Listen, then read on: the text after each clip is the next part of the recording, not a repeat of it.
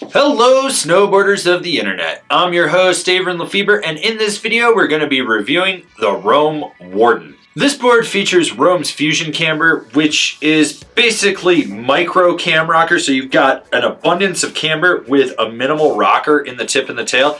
It's going to ride almost like full traditional camber, except it's going to be a little easier to press out in the tip and tail, and it's going to be a little less catchy going in and out of turns. This board is available in 149, 152, 155, 158, 154 wide, 157 wide, 160 wide. I rode this board at Copper Mountain on a sunny bluebird day. There was warmer temps, you had hot pow, choppy pow, perfect corduroy slush, kind of hero snow, typical spring-like conditions, and I rode it with my Roam Black Label bindings and my K2 Thraxis boots. The overall flex of this board comes in just below a middle-of-the-road all-mountain freestyle. You get more play in the tips, stiffer through the midsection with a fair amount of torsional flex. Nothing mind-blowing here. When it comes to stability, this board is softer flexing and it's lively. You're going to feel everything. At speeds, you get a little bit of chatter that resonates back underfoot. In really rutted out terrain, you want to keep your knees bent because this board does get bucked around. The nice thing about this board is that it has a very easy to engage camber profile, and then when you roll back on the tail, it hits these two rods that just spring, so you get a ton of snap out of this board. You want to be laid back, you're still going to get spring, but if you really load it up and really push into it, you're going to get even more. It's reactive in that sense that it wants to just get you in the air, but it's not demanding. When it comes to jumps, small to medium are really its strong suit, and it'll pop off the lip easily enough. You don't have to worry about it. It's predictable. And if you feel comfortable, you can definitely go hit bigger jumps with it. But I'd say that its real strong suit is small to medium. The nice thing with this board is the camber profile coupled with the flex. Now, while it is mostly camber dominant, you do have that micro rocker in the tip and the tail.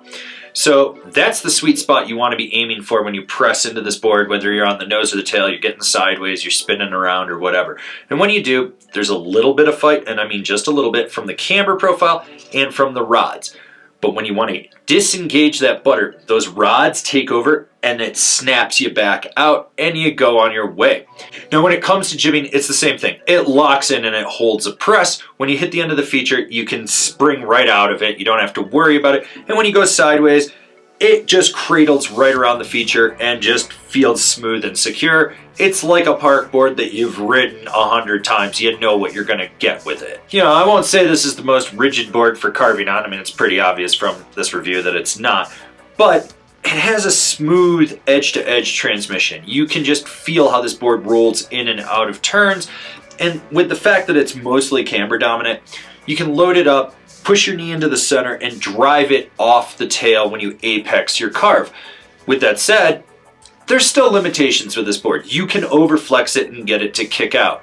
But if you're a solid progressing intermediate rider, you like to just carve, you want to take it to the next level, it's not going to hold you back. If you're a more advanced rider and you're really pushing it, yeah, you're going to run into its limitations. Short, tight, quick carves, park carves, even just laying a trench on it, it can handle it all within reason. There are limitations, like I said, and you'll find them really quick. And once you do, you're like, oh, okay, I just can't do it this way anymore. And you're fine with it. You will be. You're not going to die. You'll be okay. Trust me. Who's this board for? The solid intermediate all-mountain freestyle rider. Here's the thing with this board. I love it. I love it for what it is. It's predictable. You can hop on it. You know what you're getting with it. There's nothing that stands out that's mind-blowing. There's nothing about it that just feels like it can't do more than what it's giving you. I owned one. I actually owned one in this exact same size. This board is fine for the progressing intermediate rider. It's fine for someone on a budget. It's basically a downgraded freaker. It turns smoothly. It snaps how you want. It presses. It's playful. It's not the most mind-blowing thing, but like I said, it's predictable, and that's what really matters with this board. Comparable boards: the Ride Zero, the Endeavor Scout.